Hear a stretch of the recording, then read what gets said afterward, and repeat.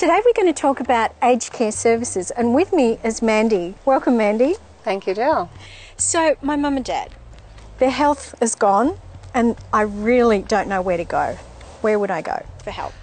You firstly will contact your local aged care assessment service, or you can also speak to their local GP, general practitioner. So why do they need an assessment? To assess their needs for residential or community care packages, services. So what's the difference between residential and community care? Residential care is offered to the carers of community, people living in the community who perhaps have high care needs at home. Example, a wife looking after her husband who perhaps had a stroke, had a fall, has dementia. Okay. And she's now tired of caring for him, or she just needs a break. He will be able to go into respite care, which is into a residential aged care facility. So that can be short-term or long-term? Absolutely. She can have respite is only short-term.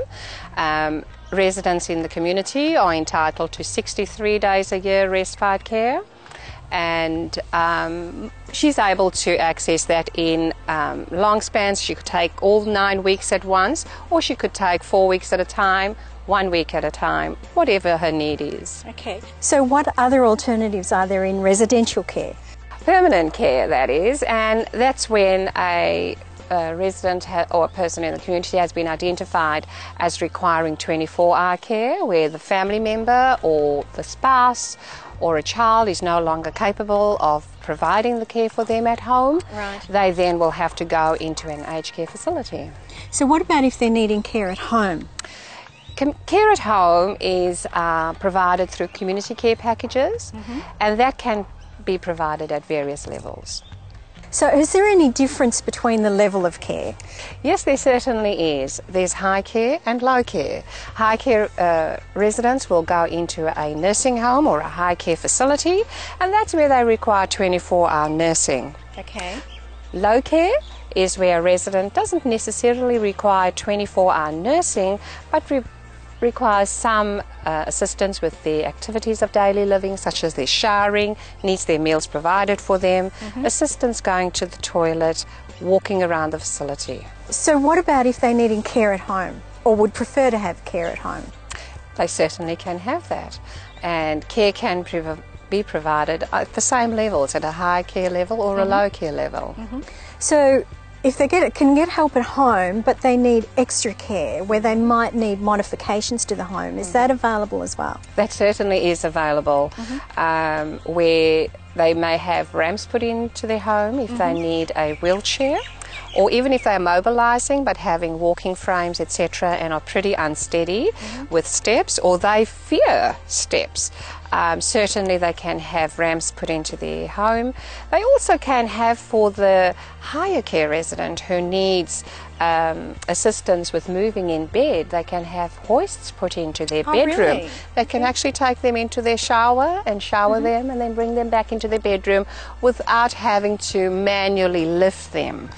So is that also just personal care, or does that extend to home care kind of things as well? Depending on the needs that they are requiring. For instance, if the wife feels that she's still capable of providing the meals for them, they will not receive Meals on Wheels. However, if she feels that she no longer can provide the nutritious, healthy meals that they may need, then Meals on Wheels can be provided. They can have domestic services provided, such as someone coming in to clean their home, doing their laundry, doing their shopping. So that in itself would kind of allow people to feel more comfortable at home, and not be forced into something that they may not necessarily be comfortable with going into a community care of some sort. Absolutely correct.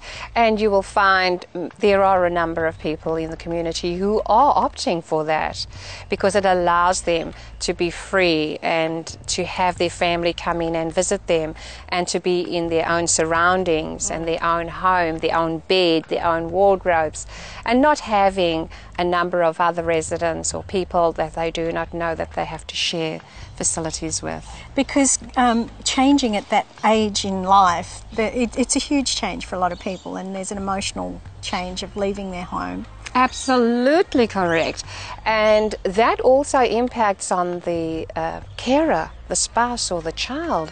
The guilt impact that they can experience is enormous. So what other care facilities or services are there available? Okay, so we spoke about there are residential care services, which allows for the permanent or respite care, and as I said, the respite care is 63 days a year. Permanent is that they'll live in there for as long as they desire. However, I do know of a few residents who have gone back to their own home when circumstances have changed and the family have felt that they could care for them at home. Community care, there is a variety of packages available, which includes home care, which includes personal care, assistance with cleaning, shopping. Also, one of the things which I didn't mention, they also can have a carer take them out on appointments. So to the doctor? Absolutely. They can assist them arranging appointments. They can take them banking, etc. So Mandy, where can we go to find out more information if we're needing that help? There's a wonderful website, agecareaustralia.gov.au. Fantastic, and thank you for your input today. My pleasure.